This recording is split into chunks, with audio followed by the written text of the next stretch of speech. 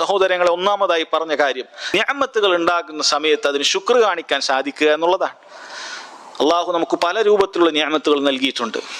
നമുക്ക് നൽകിയ ഏറ്റവും വലിയ നിഅമത്ത് ഇസ്ലാമാണ്. അതുപോലെ ആരോഗ്യം, അതുപോലെ നമുക്ക് താമസിക്കാനുള്ള വീട്, അതുപോലെ സഹോദരങ്ങളെ നമുക്ക് വേണ്ടതായ ചെറുതും വലുതുമായ ധാരാളം നിഅമത്തുകൾ നമുക്ക് നമ്മുടെ ശരീരത്തിനും ചുറ്റുമൊക്കെ കാണുന്നുണ്ട്. അതിന് അള്ളാഹു സുബ്ഹാനഹു വ തആലയോട് ശുക്ർ കാണിക്കേണ്ടവരാണ് നമ്മൾ. പണ്ഡിതന്മാർ പറയാറുണ്ട്, ശുക്ർ എന്ന് പറയുന്നത് 3 കാര്യങ്ങളിലൂടെ നമുക്ക് ഉണ്ടാകേണ്ടതുണ്ട്. ശുക്രിന് 3 റുക്നുകളുണ്ട്. ഒന്ന് നമ്മുടെ ഖൽബിൽ ഉണ്ടാകേണ്ടതുണ്ട്. അതാണ് ഏറ്റവും പരമപ്രധാനമായ കാര്യം. അള്ളാഹു തആല എനിക്ക് ഈ അനുഗ്രഹങ്ങൾ നൽകി എന്നുള്ള കാര്യം അവൻ തിരിച്ചറിയേണ്ടതുണ്ട്. എത്രയോ നിഅമത്തുകൾ പല മനുഷ്യരും അത് തിരിച്ചറിയുന്നത് തന്നെ ഇല്ല. അള്ളാഹു എനിക്ക് നൽകിയൊരു നിഅമത്താണിത്, മറ്റുള്ള പലർക്കും അള്ളാഹു ഇത് നൽകിയിട്ടില്ല എന്ന കാര്യം തിരിച്ചറിയാത്തവരാണ് പലരും. കാരണം അവർ നോക്കുന്നത് അവനേക്കാളും കൂടുതൽ നിഅമത്ത് ലഭിച്ച ആളുകളിലേക്കാണ്. അതുകൊണ്ട് അവന് കിട്ടിയ നിഅമത്ത് അവന് പലപ്പോഴും അത് തിരിച്ചറിയാൻ സാധിക്കുന്നില്ല.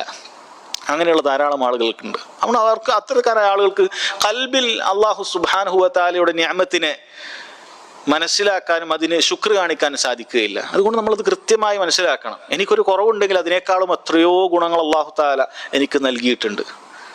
എൻ്റെ കച്ചവടത്തിൽ ഒരു ഇടിവ് വന്നിട്ടുണ്ടെങ്കിൽ എനിക്ക് മറ്റു പല മാർഗത്തിലൂടെ ഒന്ന് ജീവിച്ചു പോകാൻ അള്ളാഹു തആല എനിക്ക് മാർഗങ്ങൾ എളുപ്പമാക്കി നൽകിയിട്ടുണ്ട്.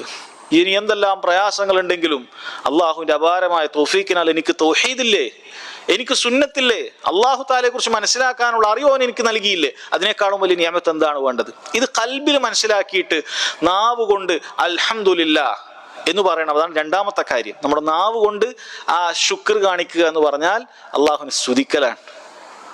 അൽഹംദുലില്ലാഹ് എന്ന് പറയാൻ സാധിക്കണം. അതുപോലെ ശരീരത്തിന്റെ ഓരോ അവയവങ്ങളിലൂടെയും അള്ളാഹു തആലക്കുള്ള ശുക്റുണ്ട്. അത് അള്ളാഹു നൽകിയ ഈ അനുഗ്രഹം അവന്റെ തൃപ്തിയിൽ മാത്രം നമ്മൾ ഉപയോഗപ്പെടുത്തുക എന്നുള്ളതാണ്. ഏത് അവയവമാകട്ടെ, അള്ളാഹു നൽകിയ അവയവമാണ് കണ്ണ്, കാത്, അതുപോലെ തന്നെ നമ്മുടെ കൈകാലുകൾ, എല്ലാം അള്ളാഹു സുബ്ഹാനഹു വ തആല നൽകിയതാണ്. അത് അവന്റെ തൃപ്തിയിൽ മാത്രം ഉപയോഗിക്കുന്നവരാണ് യഥാർത്ഥത്തിൽ അവൻ ആ വിഷയത്തിൽ ശുക്ർ കാണിച്ച ആളുകൾ.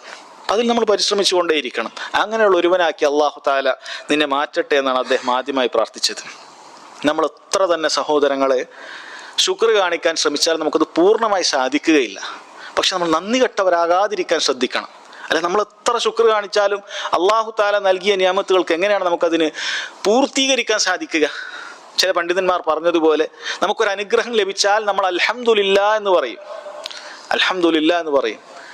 പക്ഷേ ആ അൽഹംദുലില്ലാഹ് എന്ന് അള്ളാഹു തആല നമുക്ക് പറയാനുള്ള തൗഫീഖ് നൽകിയത് എത്ര വലിയ, അതിനേക്കാളും വലിയ നിഅമത്താണെന്നാണ് അവർ പറയുന്നത്. അൽഹംദുലില്ലാഹ് എന്ന് ആരാണ് നിനക്ക് പറയാൻ തോന്നിച്ചു തന്നത്? അള്ളാഹു സുബ്ഹാനഹു വ തആലയാണ്. നീ ചെയ്യുന്ന ഓരോ നന്മയും നീ സ്വന്തം ചെയ്തതല്ല, അള്ളാഹുവിന്റെ സഹായത്താൽ അവന്റെ കഴിവും ശക്തിയും ഉപയോഗിച്ചാണ് നിനക്കത് പറയാൻ സാധിച്ചത്, ചെയ്യാൻ സാധിച്ചത്. ലാ ഹൗല വലാ ഖുവത ഇല്ലാ ബില്ലാഹ്. അള്ളാഹുവിന്റെ കഴിവും ശക്തിയില്ലാതെ എനിക്കൊന്നും ചെയ്യാൻ സാധിക്കുകയില്ല. അതുകൊണ്ട് നീ പറഞ്ഞ അൽഹംദുലില്ലക്ക് നീ ഒന്നുകൂടി അൽഹംദുലില്ലാഹ് പറയേണ്ടി വരും. കാരണം അള്ളാഹു എനിക്ക് അൽഹംദുലില്ലാഹ് എന്ന് പറയാനുള്ള മനസ്സ് നൽകിയല്ലോ എന്ന് ചിന്തിച്ചാൽ നീ ഒന്നുകൂടി അൽഹംദുലില്ലാഹ് പറയേണ്ടി വരും. അത് എപ്പോഴാണ് നിൽക്കുക? എനിക്ക് വീണ്ടും അൽഹംദുലില്ലാഹ് പറയാൻ അള്ളാഹു തൗഫീഖ് നൽകി. അപ്പൊ അതൊരിക്കലും നമുക്ക് പൂർത്തീകരിക്കാൻ സാധിക്കുന്ന കാര്യമല്ല അത്. പക്ഷെ നമ്മൾ നന്ദി കെട്ടവരാകാതിരിക്കാൻ ശ്രദ്ധിക്കുക.